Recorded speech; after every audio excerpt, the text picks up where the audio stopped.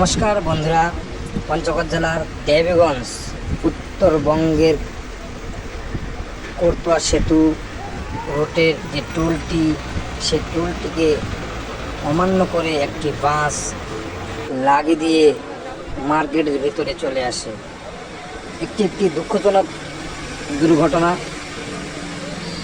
বাসটি brake fail হওয়ায় এই দুর্ঘটনাটি ঘটে। এর ফলে ভগবানের অশেষ কৃপায়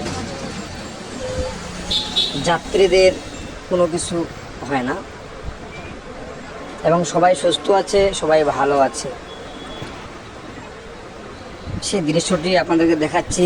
এই বাসটি কিন্তু মার্কেটের ভিতর দিয়ে চলে আসে পোস্ট অফিস মোড়।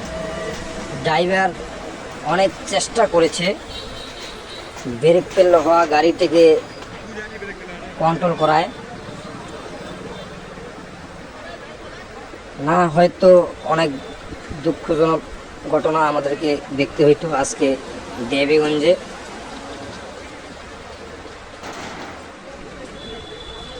গাড়িটি ব্রেক ফেল হয়ে গেছে, সেই দৃশ্যটি আপনাদেরকে দেখাচ্ছি। এই যে দেখতে পাচ্ছেন, এই বাসটি একটি মার্কেটের ভিতর দিয়ে চলে আসে।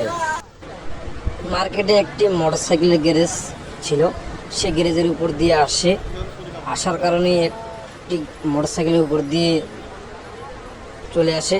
সেই গাড়িটি আপনাদেরকে দেখাচ্ছি। সেই গাড়িটি অনেক সমস্যা হয় এবং গাড়িটি আর নতুন গাড়ি।